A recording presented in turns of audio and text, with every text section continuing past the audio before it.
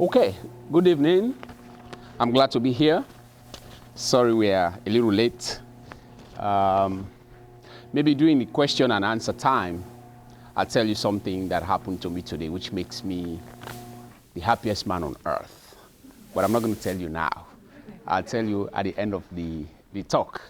I wanted to show you, I have some slides to show you, but I was just telling one of the organizers that maybe I'll go over my talk briefly, and then I'll show you all the slides that I think you'll find interesting. And I'm also battling cold, so please forgive me if I keep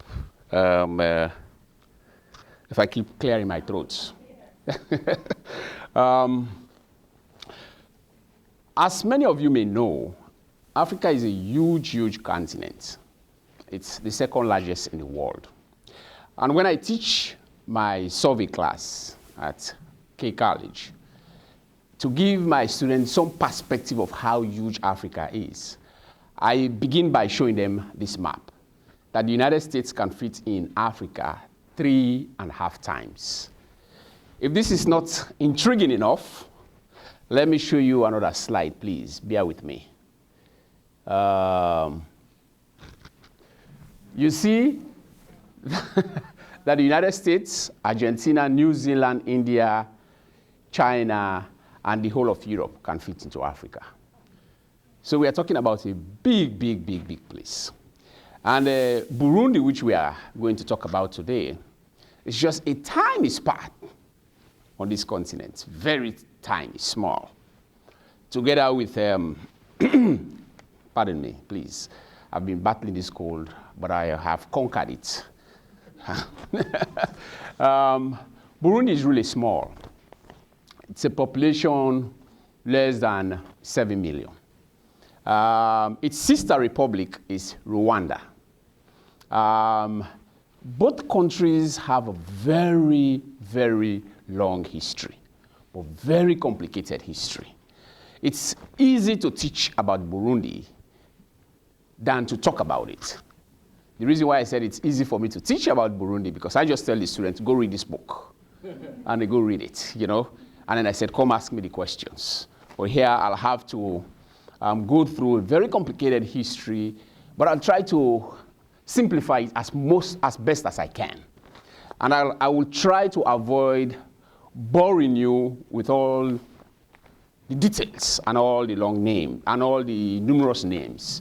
I'll leave that for question time. If you ask questions that require me to throw out names out there, I'll do that. So I do have some brief notes to go over so that I'll stay on track. Burundi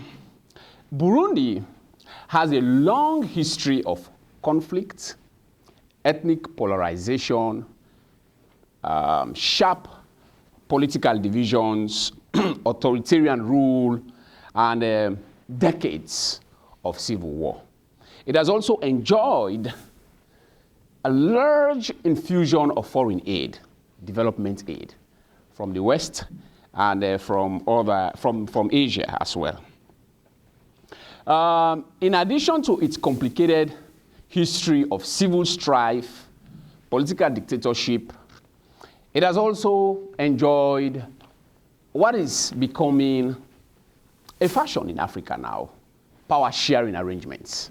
They will fight, fight, fight. There will be no winner. And then they will say, okay, let's come together and share power. Which tells us that for most of the time, the fight has always been over power, control of power.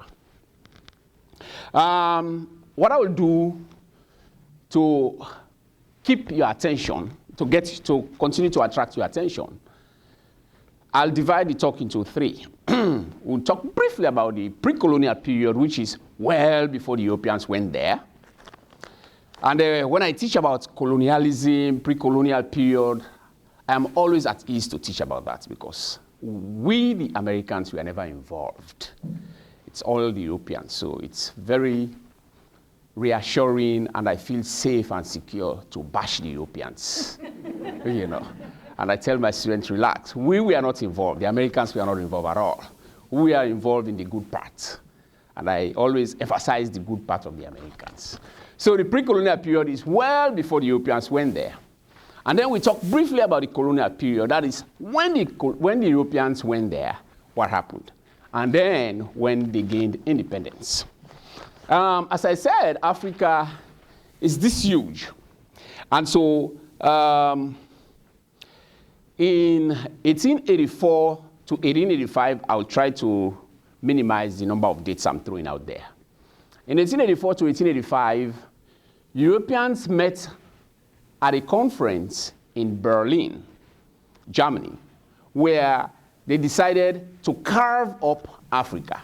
They divided Africa up. So various Europeans took tracts of territories in Africa. Germany, which was the host of the conference, got Tanzania, Togo, and then Burundi and Rwanda for a while. But later, Belgium replaced Germany in Burundi. So Belgium took control of Burundi. The political structure that existed in Burundi when the Belgians went there was such that they had a king who was respected. The king did not have an ethnic group or did not make himself ethnic in his dealings.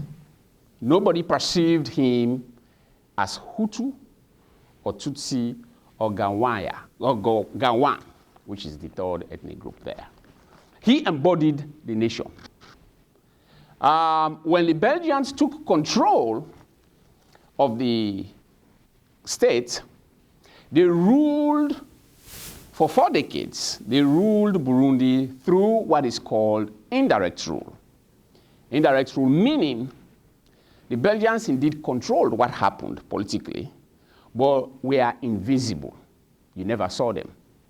That is to say, on top of the king, where you had a king, you had an aristocratic class of officers, and then you had the masses. The Belgian placed another layer of authority on top of that. So you had the Belgian supervisor or governor who the king reported to. And so you did not see any European physically involving in the politics. But after a while, that changed. The Belgians became much more directly involved. And so from the late 19th century down to around 1922, the Belgians changed the political face of Burundi. And then, in fact, the Belgians instituted reforms, a lot of reforms rather. And then they made sure that they ethnicized politics. Some people will say tribalized politics. The Hutus, who were in the majority and whose power base was very strong, were gradually replaced by the Tutsis. And as maybe you may have heard, Burundi has 3 major ethnic groups. The 2 largest one are the Hutu, the Tutsi, and then there's a third one that usually doesn't seem to come up in all the conflicts, the Gawan. And so the Tutsis were gradually replacing the Hutus. They got better access to education, to higher education. They filled up most of the critical and important positions in the army. And so the colonial system instituted by the Belgians drastically and completely altered the political landscape. And the Hutus, who were in the majority and who, as I've already mentioned, were enjoying political power, although the king did not exhibit tribalism, realized that they were being relegated to the background. And the Tutsis took advantage of their newfound privileges. The Belgians privileged the Tutsis over the Hutus. And so the power structure was such that the Tutsis occupied all the critical positions. Obviously, this resulted to some kind of tension. And the tension reached, again, as I said, I'm glossing over a long, detailed history here. But the tension reached a boiling point in 1972 when Burundi experienced its first genocide. That was the first genocide that took place in that particular region, well ahead of the Rwandan genocide. It has been estimated that the Hutu-led rebellion against Tutsi domination killed a few hundred Tutsis. But for whatever reason, the Tutsis miscalculated because their insurgency, the insurgency they led, did not give them the privileges and the opportunities they were looking for. And what happened? The Tutsi-led army, as I have already mentioned, that they dominated the army, retaliated by launching a massacre of the Hutus. So, between April and June, over 200 to 300,000 Hutus were killed by the Tutsi army. There was no press coverage, well, no significant press coverage of this genocide. Many people did not even know about it. The aim of the Tutsi-led army was to eradicate Hutuness. Anything associated with Hutu was annihilated, was killed, destroyed, and eliminated completely. And the interesting thing about this genocide is that the international community was silent. No international tribunal or court was ever set up to try the perpetrators of this genocide. In fact, President Nixon of the United States was so outraged, was really, really mad. And I didn't memorize his quote, but I can paraphrase what he said. He said, when the Chinese led some kind of massacre of their citizens over some rebellion, he said the world was talking about it. When the USSR launched attacks on its own citizens, the world was talking about it. But when some brute force launched attack on their own people, simply because they are black people, the world is not talking about it. And he said, in fact, he ordered